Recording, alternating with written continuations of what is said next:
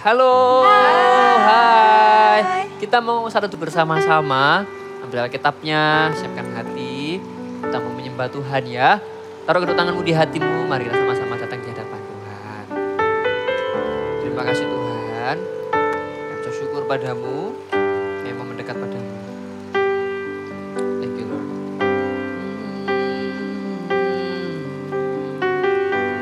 Kami bersyukur kepadamu Tuhan.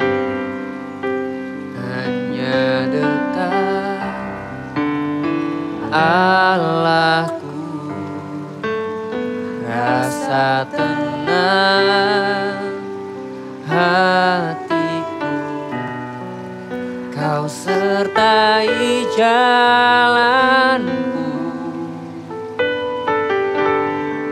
sepanjang hidupku.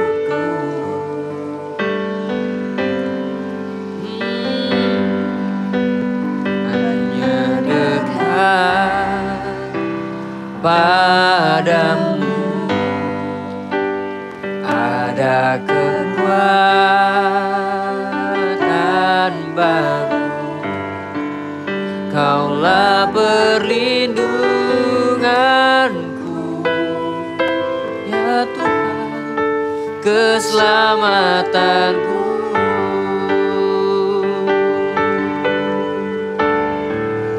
Ku ingin selalu bersekutu denganmu, menikmati hadiratmu. Biarkan rohmu tinggal dalam hidupku. Sungguh indah bersamamu. Ku ingin selalu bersekutu denganmu, menikmati hadiratmu. Biarkan rohmu Tuhan tinggal dalam hidupku. Sungguh indah bersamamu.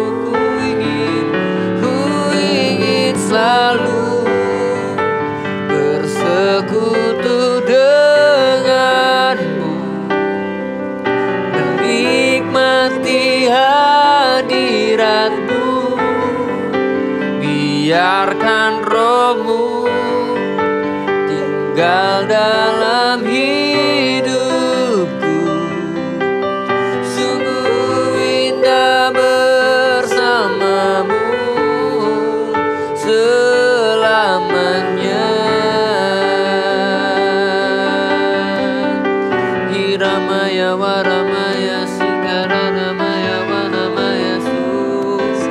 Mari semuanya mendekat, mari mendekat kepadanya, mari mendekat kepadanya.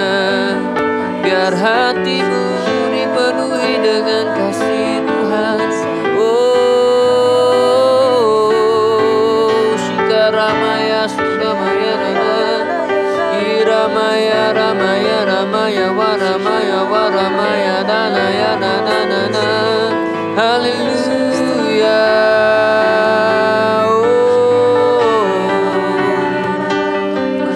Penuhi hati kami Tuhan dengan kasih-Mu.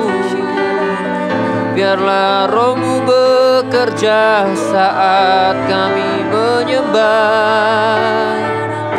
Hiramaya Ramaya Shikaramaya Waramaya Nana Nana Namaya Namaya Nana Nana Nana. Oh, Hiramaya Nanaya Namaya Namaya Namaya Nana Nana Nana. Shikaramaya Namaya Wanamaya Nana Nana Nana Nana Nana Nana. Oh Yesus,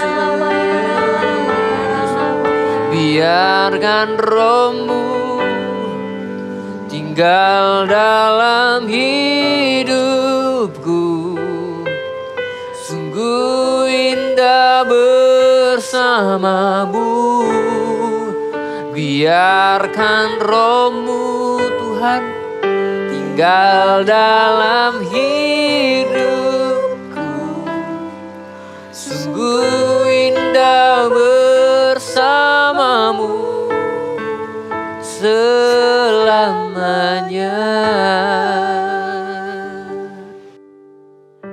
Ya Tuhan, itu yang menjadi kerinduan kami, tinggal dekat dengan Tuhan. Semakin kami dekat dengan Tuhan, semakin kami kenal isi hati Tuhan, semakin kami mencintai Tuhan. Terima kasih Tuhan, karena Tuhan sangat mencintai kami dan mengenal kami. Sebentar kami mau mendengarkan renungan Tuhan, kami mau saat teduh sama-sama Tuhan berbicara lewat renungan yang kami baca hari ini. Di dalam nama Tuhan Yesus kami berdoa, haleluya, amin.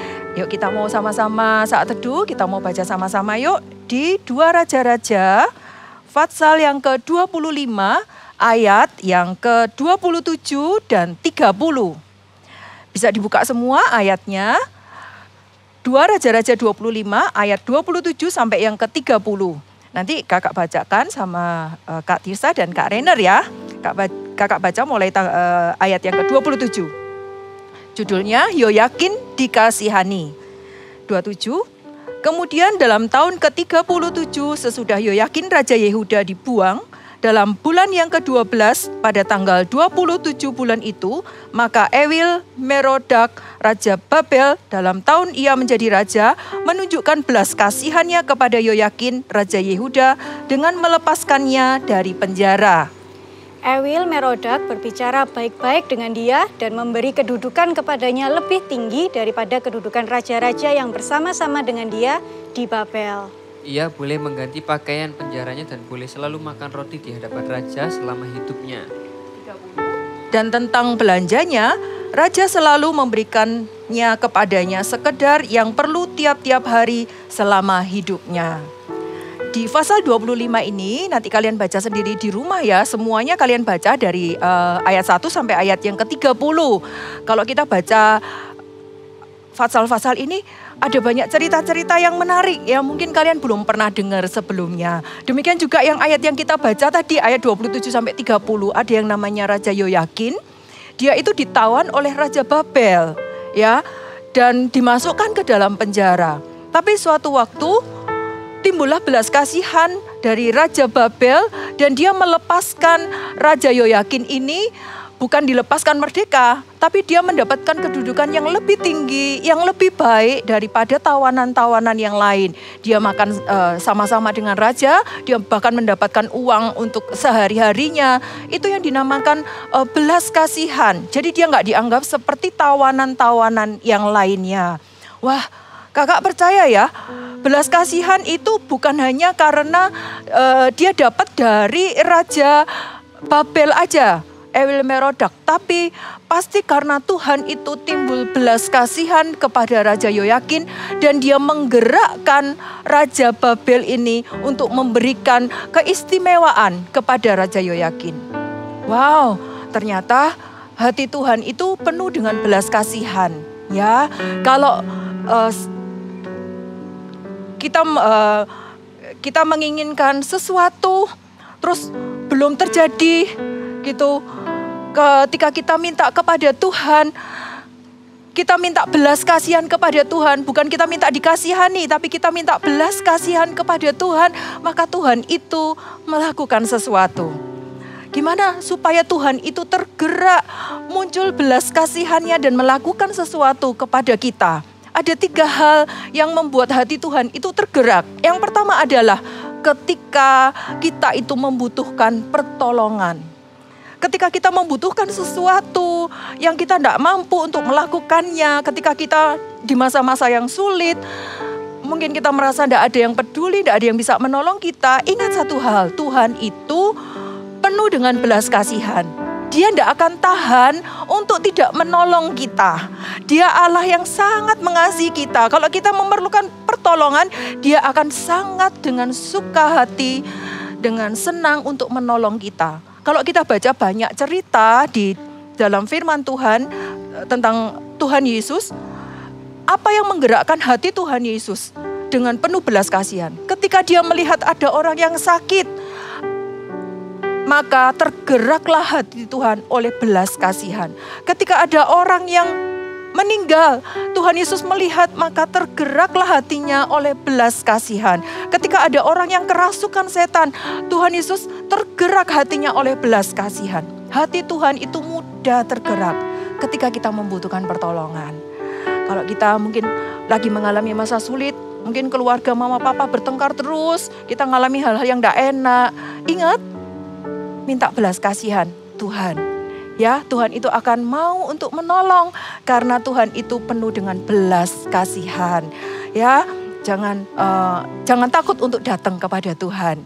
Dia akan selalu menolong. Yang kedua, apa yang menggerakkan hati Tuhan? Yang kedua adalah ketika kita berdoa dengan iman. Sekali lagi, ketika kita berdoa dengan iman, Tuhan tidak akan tahan ketika kita berdoa sungguh-sungguh percaya bahwa Tuhan itu menjawab doa-doa kita, maka Dia tidak akan tahan, hatinya akan tergerak penuh dengan belas kasihan dan sesuatu terjadi.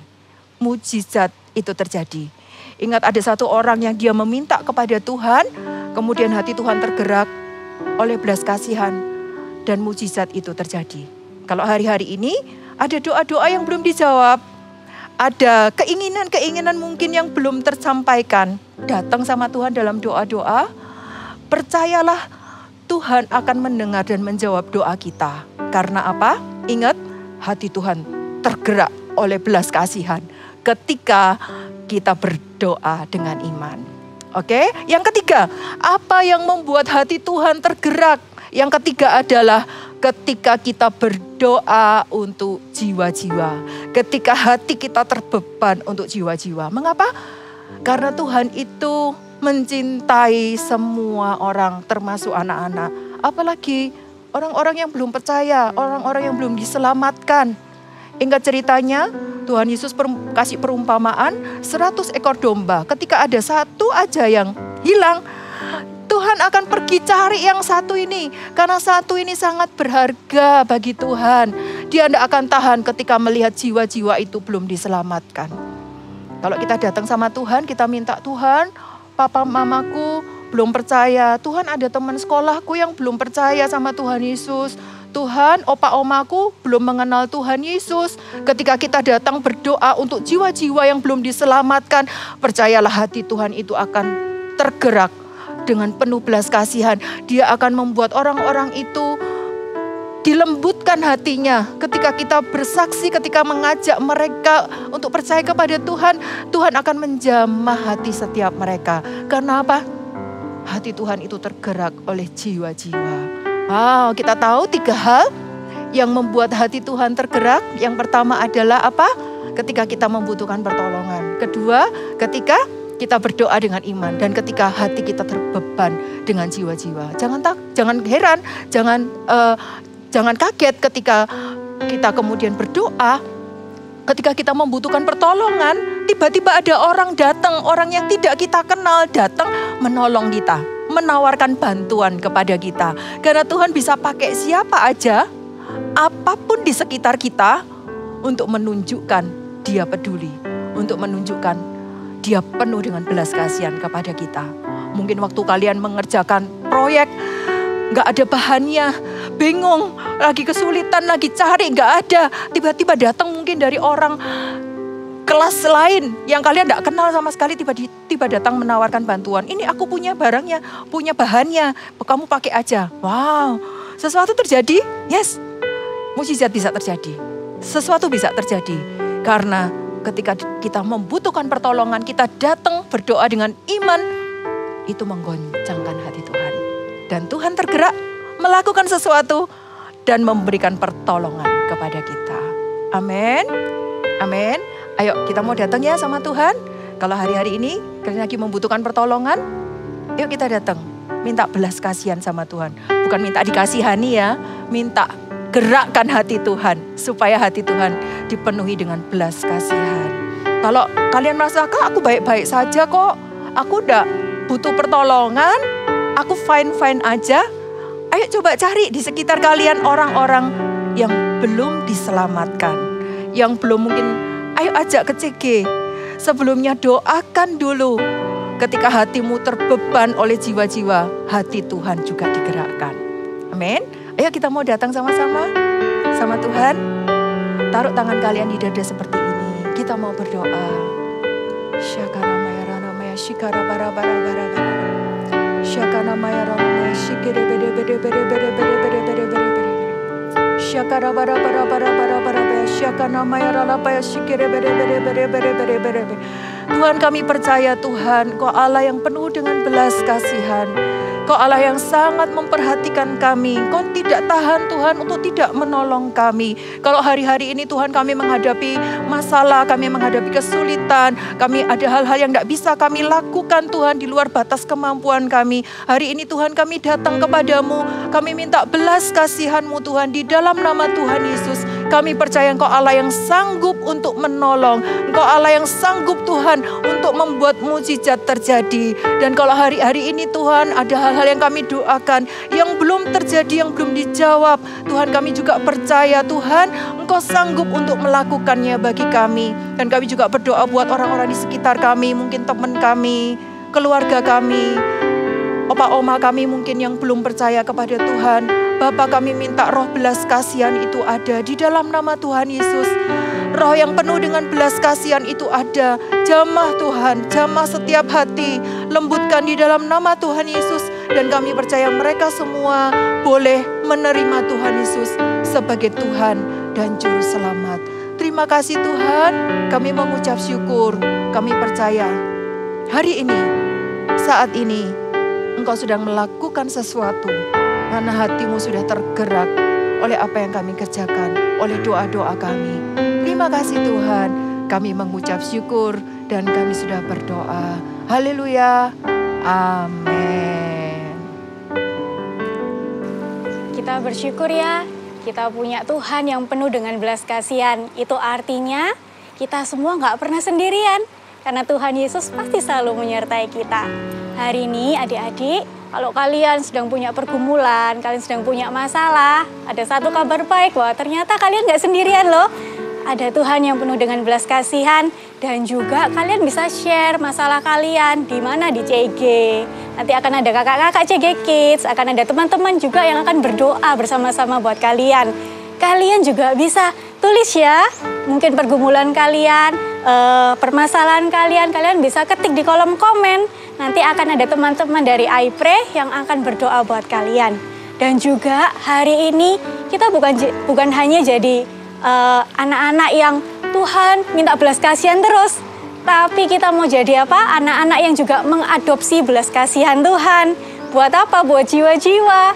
Jadi kalau kita tahu belas kasihan Tuhan itu buat jiwa-jiwa, ayo mulai coba cari saudara kita, teman kita yang belum kenal Tuhan Yesus siapa ya? Mulai diajak yuk, dikenalin tentang siapa Tuhan Yesus, kita ajak juga ke CG, oke? Kakak tunggu ya, komen dari kalian semuanya. Tuhan Yesus memberkati. Bye-bye. Berikut adalah cara penggunaan aplikasi I Love My Bible. Masuk ke aplikasi GMS Church, di bagian Home akan muncul tampilan untuk aplikasi I Love My Bible. Klik pilihan bahasa jika Anda memiliki preferensi bahasa tertentu. Ada 2 pilihan bahasa yang disediakan, yaitu bahasa Indonesia atau bahasa Inggris. Pilih versi yang akan digunakan, umum atau anak-anak. Untuk anak-anak ada 2 versi, yaitu Super Trooper untuk usia 3-9 tahun dan Voltage untuk usia 9-13 tahun. Klik pembacaan kitab mulai dari urutan kitab yang paling awal, yaitu kitab Kejadian. Pilih minggu pertama dan Anda dapat membaca sesuai urutan mulai dari pengetahuan tentang kitab, intro sebagai tema pengantar dalam 1 minggu, dan hari ke-1 sebagai menu pembacaan hari tersebut. Download template arah untuk Anda dapat membagikan ayat, rema, aplikasi, dan harapan yang Anda dapatkan dari pembacaan hari itu di media sosial. Jangan lupa centang checklist sebagai penanda bahwa Anda sudah menyelesaikan pembacaan kitab hari itu dan lanjutkan checklist sampai pembacaan selesai. I Love My Bible, baca Alkitab setiap hari.